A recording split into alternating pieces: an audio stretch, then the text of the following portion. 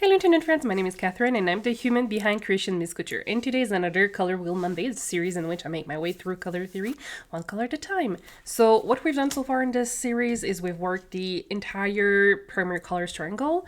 We've been working on the secondary colors. So we've done the electric violet, we are working our way through blazing orange.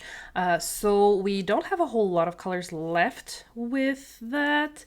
I think we have, so today we're going to be adding electric violet. After that, we will have the Kelly green, and then we're going to be doing our fade of when we're adding white, which is not adding white, and we're going to be adding true black as well. Can you not do that on the microphone, please? I'm saying please. Thank you, Miss Zoe. I appreciate you too. So we're doing pretty good with our colors so far, and let's get into this. Welcome back to another episode of Color Wheel Monday, the series in which I make my way through color theory one color at a time. And what we've done so far in this series is we've completely worked the primary color triangles, and we've been working our way through the secondary color triangles. So we've already completed the electric violet one, and now we are currently working with blazing orange. For blazing orange, we already worked with the fire engine red, Caribbean blue, and brilliant yellow. So now we're adding other secondary colors. So we're going to be adding electric violet. So the first thing we're going to do is we're going to do a stock solution of electric violet. I already have some blazing orange left over from previous video from this series. What is a stock solution? It's the liquid form concentrate of the dry powder for our dyes. So what we want to do right now is a 1% stock solution. What is a 1% stock solution? It is 1 gram of the dye for 100 milliliter of the water. So first thing first, before opening the jar, you need to put on your respirator. It doesn't have to be this exact brand, but you need something that will avoid you to breathe in the small particles because you only have one pair of lungs, so protect it, please. Okay, so now that we have the respirator on, you always want to make sure that your scale is at a 0. And now we're going to be adding 1 gram of the dry powder.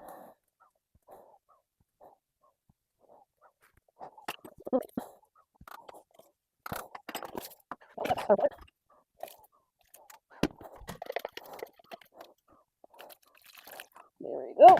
I've made a mess once again, but that's fine. Okay, now that the dry powder is no longer on the dry form and that it has been made into a liquid, we can remove the respirator. So it's very volatile when it's in the dry powder form. So that's why you wear a respirator when you are opening the jars. So now, the main reason I'm using those specific colors, like I've mentioned many times in those videos, is because they are part of a starter pack that you can purchase on Dharma Trading Co.'s website. At the very bottom of their acid dyes, you can find the pack, and it even includes a small I think 1 pound of citric acid and also true black in it. So that way you can start exploring with color theory. You can start exploring with just mixing and seeing if you like it before you start to create a whole lot of, like a big collection of colors. So since we want blazing orange to be our main character here, we're going to add 10 milliliter of our 1% stock solution because we want to have a 1% of shade for the blazing orange. And since we're using 10 gram mini skeins of fingering stroll from Nitpick, well, this is why. Because math is easier when we are using the metric system. So now we've added our 1% stock solution in there. Where's my tiny thing? Where is it? It was right behind. Of course. So now we are going to be adding the electric violet to see how it interacts with each other. If you have any guess, you can just guess them in the comment boxes below. So we're going to do from 0.05% depth of shade to a 1% depth of shade for the electric violet. So to see how it will interact with each other and how potent each color can be, because they might be screaming to be the main character in here.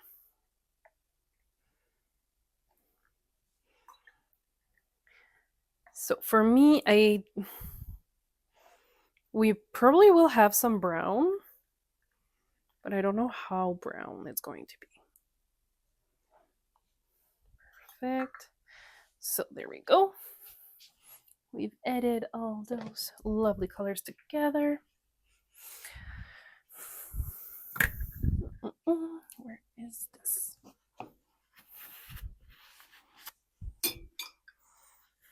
Just doing. And the main reason also we are using 10-gram mini skeins to swatch the colors is because the tissue can lie, because I've mentioned it many times in this series, but paper towel is pure white and our skeins of yarn are not pure white. There's usually a natural cream tint to it that we don't have with paper towel. And also some colors are like some type of yarn is more on the gray side. And so this is why I prefer to swatch with actual mini skeins, because you will have a more accurate representation of the color. But you can do whatever you feel comfortable with. Also, the main reason we are going up and down like this, moving the yarn away from the zip ties, is to open up the skein and try to avoid having too much resist in the mason jars. So that way we can have a more even coverage of the yarn.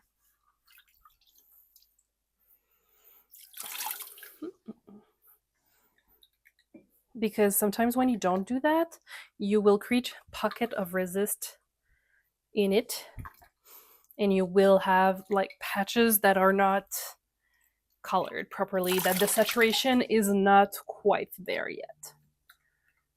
So this is why this is very interesting. I was not expecting the color to turn burgundy. Interesting. Or maroon. That's cool. So we're going to put that into the double boiler.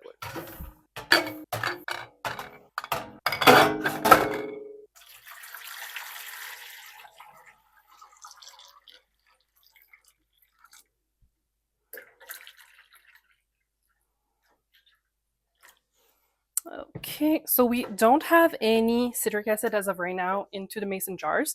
We're going to be waiting 10 to 15 minutes from now to give the chance of the color to penetrate properly and try to have an even coverage of the colors. So, and it will help also for the water to reach the 85 to 95 Celsius that we aim to have the color properly set into the yarn. So see you in about 15 minutes. Okay, so it's been about 15 minutes. So we're going to be adding the citric acid now. And rule of thumb when it comes to citric acid is that you will need 1 tablespoon per pound or 454 grams of fiber in or yarn. Oops. In this case, since we only have 10 gram mini skeins, what we do is we add like roughly like a quarter or an eighth of a teaspoon. So, and now what we're going to do is it's almost at the 85 Celsius that we want the water to be. So once we reach the 85 Celsius, we are going to do 30 minutes on the stove, and after that turning off the heat and let it in completely cool. So see you in a little bit. So this is looking good. Perfect. So we're going to turn this off And we're going to let it cool off completely, and we're going to be washing it later. See you in a bit.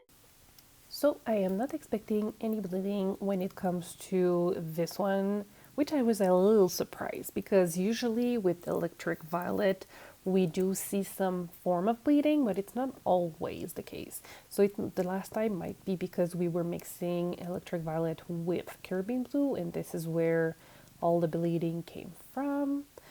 Blues can be a little temperamental, I guess. I don't know. They have a spirit of their own, that's for sure. So I was just expecting to have to work a little bit harder on those ones, but surprisingly, the mason jars were cleared, which I am not gonna complain because we love a clear mason jars.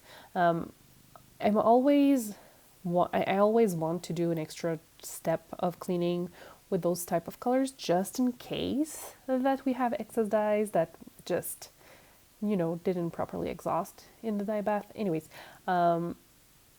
but I don't think I will be doing this here. I don't know. I don't remember. It's been a while and I haven't had enough coffee yet. But after that, I will be showing you the mason jars, which were clear, which I was happy. And then what we're going to do with the mini skeins is we're going to put them in my spin dryer, remove all excess water to be able, yeah, there was no water, there was no dye in that dye bath. Anyways, and then we're going to be drying them overnight. See? Completely clear. So see the final results now. And here's the final result of adding electric violet to our blazing orange. Yes, I know you're here.